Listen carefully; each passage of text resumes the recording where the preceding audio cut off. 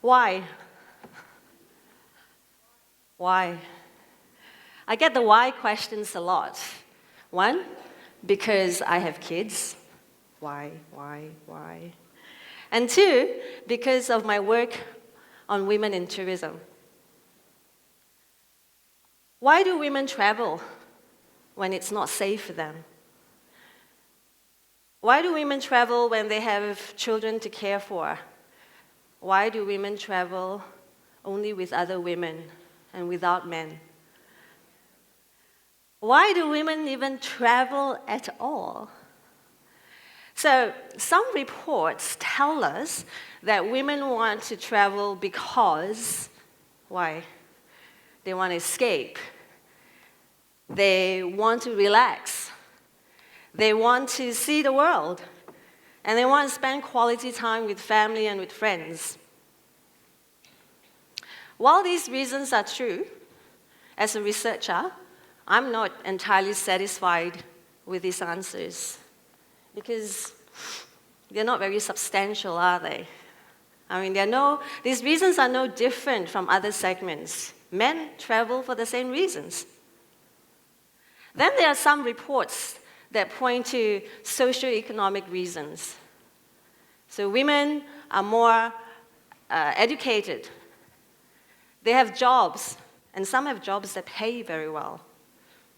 And because of their earning power, they have more say, they have more agency in making decisions. And because of this, we see a trajectory of women traveling. But these are also reasons that are very dated, at least 10 years old. In fact, when BFM, the radio station here in Malaysia, interviewed me about 5 years ago, I gave them these reasons. So it's dated. So what is it then? Why do women travel? Back home in Australia, in my research team, we are investigating this thing called transformative tourism. Have you heard of it? I'd be surprised if you say yes. It's a new thing that we're investigating, and I believe that transformative tourism is the new reason for why women are going to travel in 2019 and the years beyond. Transformative tourism refers to travel that improves one's well-being. It's travel that facilitates learning, and it's travel that improves the development of the self and the development of others around this self. For those who like to take notes, some key points there.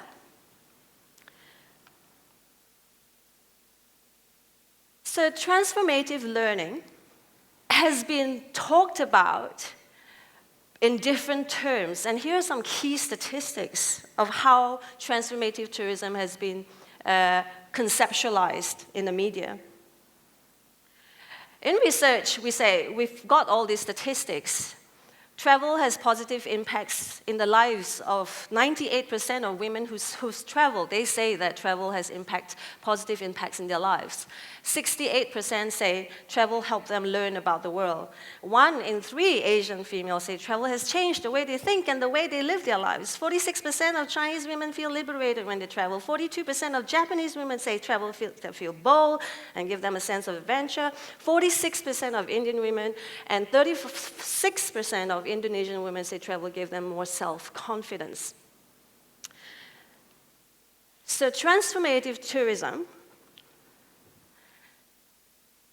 is the invisible reason why women are going to be traveling in 2019. And transformative tourism underpins the following 4 key travel trends that I'm going to share with you today. There are more, but we have 20 minutes. So 4 it will be. The first is Asian solo female travelers. Now, Western women have been undertaking solo trips for decades now, and their stories have been featured in my book. In fact, their stories took up most of the pages in my book on women and travel, published just last year. Don't play, got book now. But Asian women, on the other hand, are believed to be more conservative, more timid, less confident, and facing more constraints than our Western sisters. Don't get angry with me, I didn't say that. Huh? Other people's reports say that. But in 2014, I had a brilliant PhD student come work with me, and we investigated Asian solo female travelers. It was a 3-year project, and the 3-year project revealed that Asian women are hitting the roads despite all odds against gender, against culture, and against tradition. But there is a problem. Those who have traveled, these Asian women, they incorporated an imagined Western identity, which they regarded as a representation of independence and bravery. Let me show you what I mean by this through the interview excerpts of some of our participants. I have become rather different from the traditional Thai women. One of our Thai participants say that. She's traveled. I don't feel like a typical Asian woman. Another woman says, I'm more like a Westerner, Asian woman. I'm brave and Westernized. What are you noticing?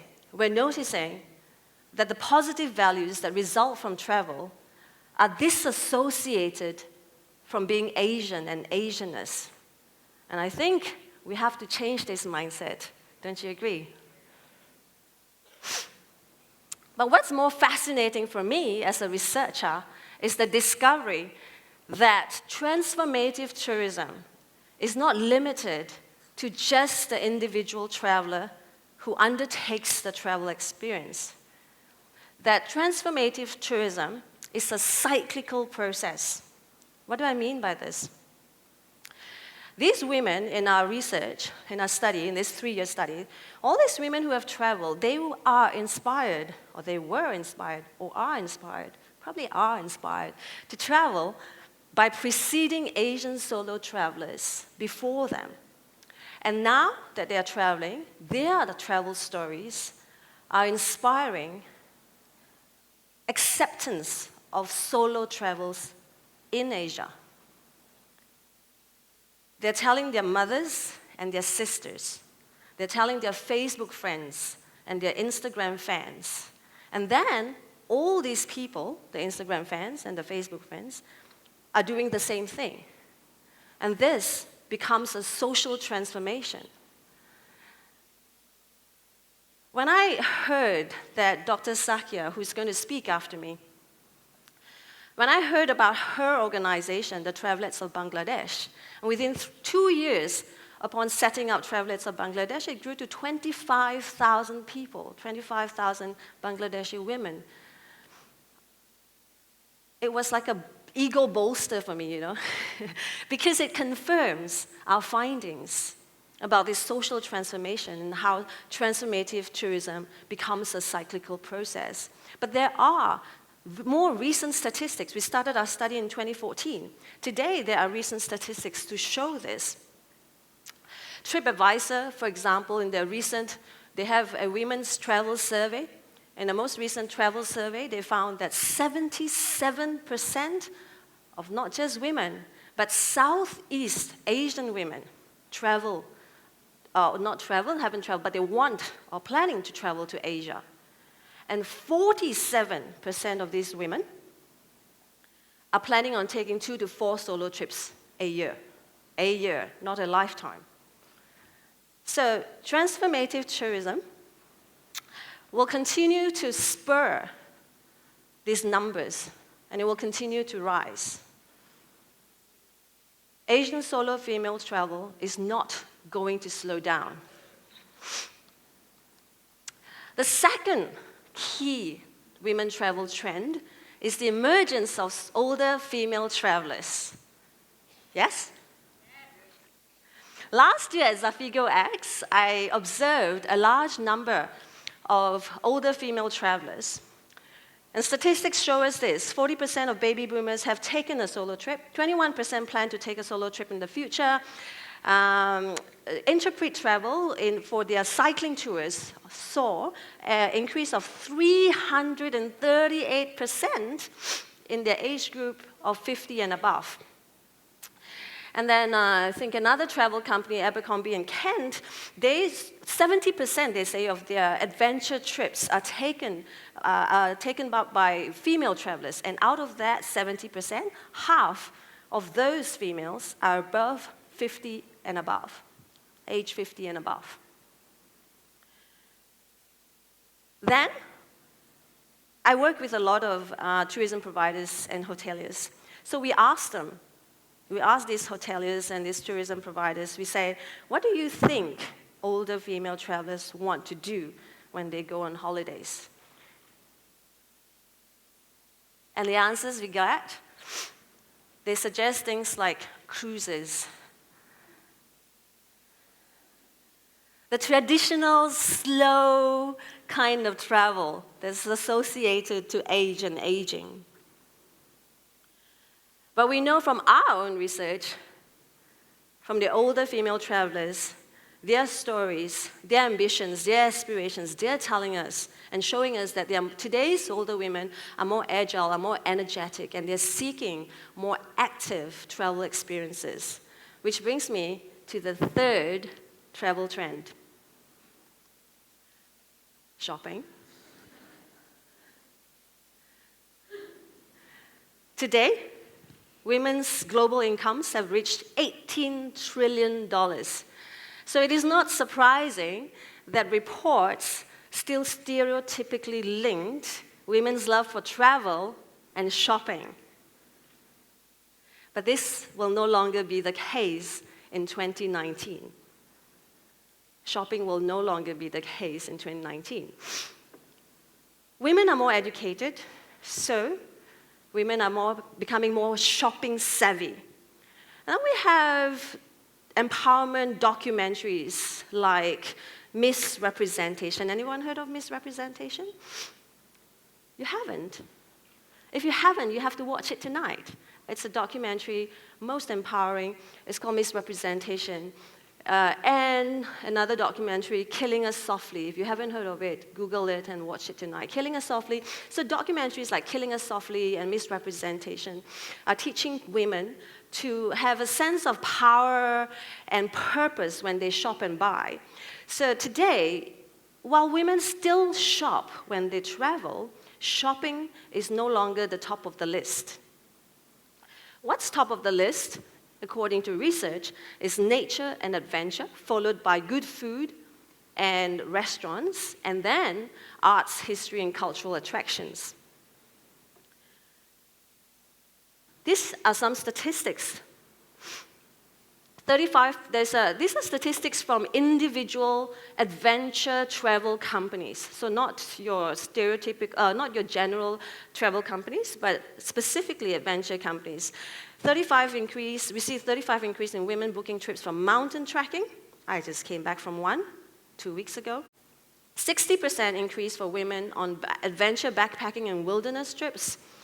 Another adventure company say that women make up 67% of their travel business. Small ship adventure customers, there are 85% for another company. Visa, your plastic card that gives you power to travel. Visa says that by 2025, 1 in 8 female travelers that undertake adventure travel will be over the age of 50. Fascinating stuff, isn't it? So why are women undertaking travel adventure? That why question again. Because adventure travel constitutes in itself a transformative element. Again, these are excerpts from our research participants, from our data. The first story is a woman who was taking a night train in Bangkok. She says, "It's not easy for me to carry the heavy backpack for almost 2 weeks. I want to travel alone, to face all the difficulties alone. I was looking outside this train, thinking what challenge and adventure I need to face after this, because she had come out of one struggle. Another woman who was hitchhiking, she said, in Vietnam, she says, this is my first time hitchhiking, but in Vietnam, we don't do like this. I want to try a new thing, something that may be risky or challenging. So while we're talking about safety, people are persistently putting themselves out there. Bring it on. Another woman, she's sitting on top of a mountain, and she says, it gives you this feeling like you are ready to embrace the world, like, okay, what more can the world throw at me? Bring it on, man, or woman. So transformative tourism is the fuel of why so many women are hitting the roads. And these statistics in adventure travel will continue to rise. This is transformative tourism. But transformative tourism doesn't always have to be synonymous with adventure. Transformation, the process of transformation can happen during quieter tourism experiences. For transformation to happen, we need what we call disorienting dilemma. Heard of this term? What is disorienting dilemmas? They are difficult or uncomfortable situations in life. So, for example, the end of a relationship, a change in career, phase of self-doubt, a state of mental confusion. These are disorienting dilemmas. So the idea is for disorienting dilemmas to trigger self-reflection, which will then followed by an analysis of your own assumption surrounding your dilemma. And then challenging those assumptions. And the result is an acquisition of knowledge and the discovery of new skills that you can then integrate into your own life. So in travel, we can simulate disorienting dilemmas in order to experience transformation through things like yoga retreats, walking pilgrimages, silent retreats, detox holidays, meditation holidays, vacations. So the fourth key trend I'm talking about is spiritual tourism, and I think this will take off in 2019. I undertook one this year, early this year, when I was struggling with trying to balance life and work. So in February, I flew to Bali, and I checked myself into this place called Anand Ashram, a center for well-being and self-empowerment. I kid you not. That's what they say on their website. A center for well-being and self-empowerment. So for 3 days, and this is what the center looks like. It's actually a UN-accredited center. So for 3 days, this is what I did. I got up at pre-dawn to attend chanting, and then there was morning fire, spirit cleansing, and then yoga, all these before breakfast. And then meditation, and then more chanting, and then vegetarian lunch, and then more meditation. And then in the afternoon, attended spiritual guidance classes, and then there's dinner with other people there at the local warung. And then there's evening, there's also, so every day there's a different ashram activity. So one day we did poetry reading, and it was beautiful.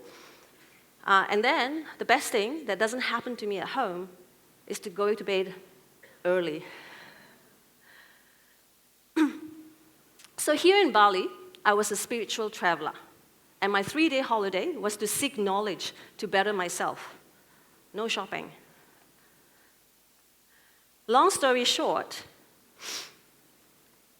I was so touched by something I heard at the ashram, and I went home promising to be kinder to myself.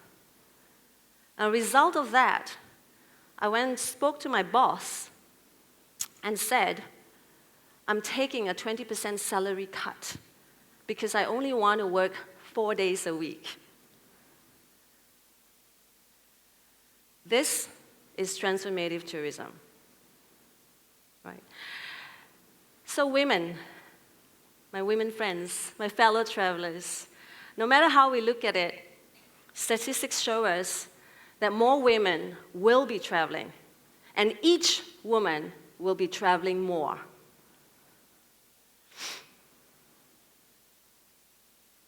Why? That why question again. I swear, and I sometimes feel like when people ask me the why question again, I feel like telling them what I sometimes tell my kids when they ask me the why question. Don't ask me why cannot. Because women are no longer asking the why questions. We are asking now the how questions. How are we traveling more? How do we travel better? How do we get and escalate our experiences, our travel experiences? How do we empower others to travel more? Look at us sitting here. So I say to industry and I say to my clients, stop asking the why question. Ask instead, how do we make travel experiences better for women? And then still not listening, but others haven't done yet. In 2019, more of us will be traveling solo. More of us will be traveling even when we're well into our 50s, 60s, 70s, 80s. We will shop less and we will do more nature and adventure, and we will be spiritual travelers. In the spirit of transformative tourism, can I please challenge you to be one of these, if not all four? Namaste. Thank you for your time. Thank you.